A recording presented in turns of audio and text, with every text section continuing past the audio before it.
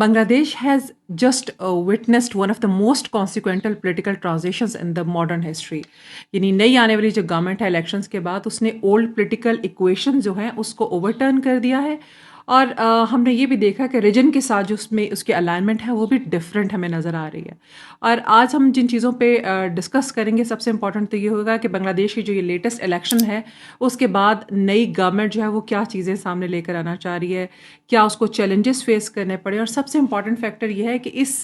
हुकूमत के आने से साउथ एशिया स्पेशली जो नेबरहुड है, इंडिया है, पाकिस्तान है, चाइना है, उस पे रीजन पे क्या इम्पैक्ट पड़ेगा। अब अगर हम इलेक्शंस को देखते हैं तो देखिए बांग्लादेश के ये 2026 के जो जनरल इलेक्शंस हैं इसने लैंड स्लाइडिंग विक्ट्री शो की है बांग्लादेश नेशनलिस्ट पार्टी की यानी बीएनपी की। और after years of political unrest protest हुए, इंटरिम गवर्नमेंट आई, वोटर्स जो है उन्होंने एक क्लियर मैंडेट को डिलीवर किया और वो ये था कि बीएनपी जो है वो रिटर्न हुई पावर में आफ्टर स्ट्रॉन्ग पार्लियामेंट्री मेजॉरिटी। यानी तारिक रहमान ने एज अ प्राइम मिनिस्टर जो है वो ओथ ले लिया है और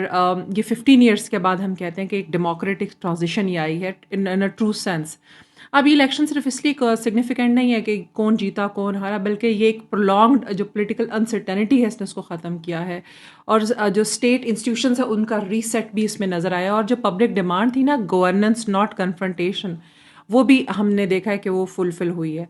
लेकिन अब जो ये नई गवर्नमेंट आ गई है ये क्या चाहती है, इसने कुछ तो एजेंडा सेट किया होगा, वह एजेंडा हमें क्या नज़र आता है फ्यूचर में।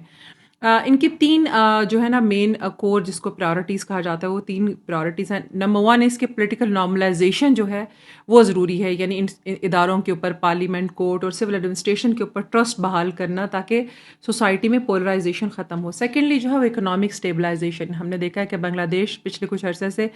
इन्फ्लेशन फेस कर रहा है, प्रेशर है उस पर इकोनॉमिक एक्सचेंज कंस्ट्रेंट का और इन्वेस्टर नर्वसनेस भी मौजूद है। तो इकोनॉमी फर्स्ट की अप्रोच भी हमें गवर्नमेंट में नज़र आ रही है। और तीसरा जो है वो बैलेंसिंग द फॉरेन पॉलिसी,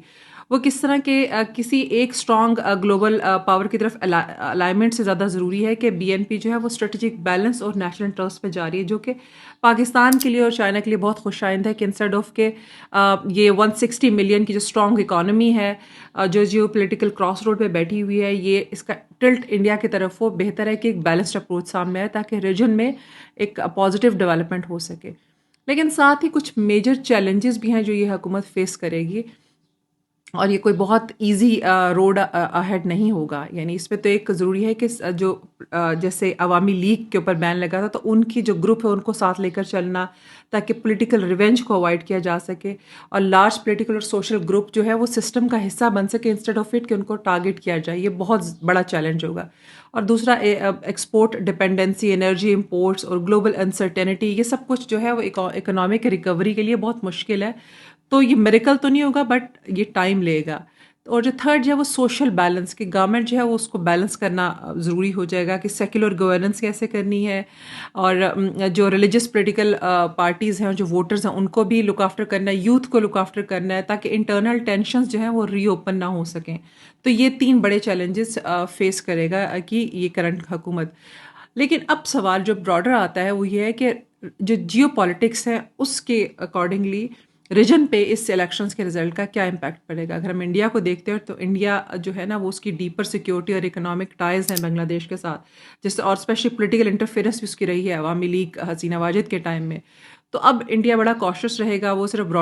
अपनी बॉर्डर स्टेबिलिटी पे बात करेगा, ट्रेड एंड कनेक्टिविटी पे बात करेगा, बे ऑफ बंगाल की सिक्योरिटी पे बात करेगा, कोशिश करेगा कि उसका जो इमेज है ना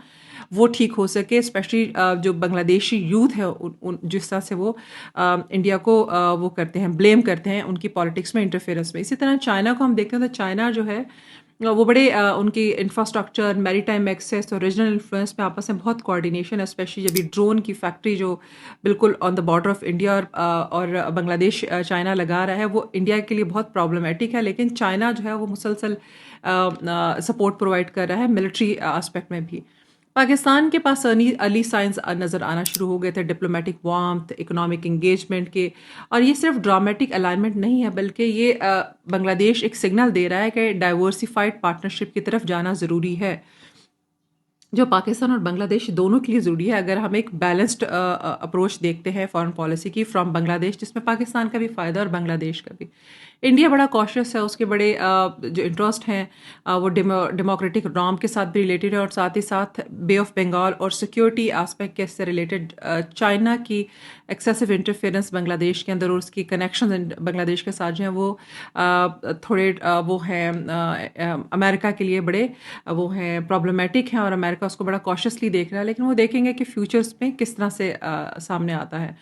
और जो बांग्लादेश की अगर स्टेबिलिटी को देखते हैं तो देखिए सेफ ट्रेड रूट्स हमें मिलते हैं, रीजनल कनेक्टिविटी मिलती है, और सिक्योरिटी स्पिल ओवर बहुत कम होता है। यानी बांग्लादेश की जो स्टेबिलिटी है वो उस रीजन की स्टेबिलिटी है, और उस रीजन की स्टेबिलिटी के लिए ज़रूरी है कि बांग्लादेश जो है वो एक स्ट्रेटजिक उसकी फॉरेन पॉलिसी आउटलुक हो, ताकि रीजन में सबको इससे फ़ायदा मिल सके। अब जो बांग्लादेश है उसको हम देख कहते हैं कि वो क्रॉस रोड्स पे खड़ा है, और अगर ये नई गवर्नमेंट जो है अगर वो डिलीवर नहीं कर सकती इकोनॉमिक रिलीफ, और वो प्रैक्टिस नहीं कर सकती इंक्लूसिव पॉलिटिक्स को, और वो बैलेंस नहीं कर सकती फॉरेन पॉलिसी अफेयर्स को वाइजली, तो ये बांग्लादेश जो है ना ये फिर से एक इस रीजन के अंदर एक प्रॉब्लमेटिक अफेयर का वो बन जाएगा मरकज़। और उसके लिए ज़रूरी है कि जो इंस्टीट्यूशनल प्रेशर और इकोनॉमिक जो मिसअंडरस्टैंडिंग्स हैं उनको ख़त्म किया जा सके। सो इस गवर्नमेंट के लिए बहुत सारे चैलेंजेस भी हैं, और इस गवर्नमेंट के लिए बहुत सारी अपॉर्चुनिटीज़ भी हैं, जिसके लिए उसको ज़रूरी है कि वो इन सारे चैलेंजेस को, और चाहे वो इंटरनल हैं और चाहे वो एक्सटर्नल हैं, और सिमिलरली जो अपॉर्चुनिटीज़ हैं उनको वाइजली लेकर चले, ताकि उसे ना सिर्फ ये कि जो बहुत अरसे से जो डिप्राइव्ड यूथ है, डिप्राइव्ड बांग्लादेशी जो आवाम है उनको इससे फ़ायदा हो सके, बल्कि रीजन को भी इस इकोनॉमिक जो हब है इससे वो बेनिफिशियल हो इस रीजन के लिए भी।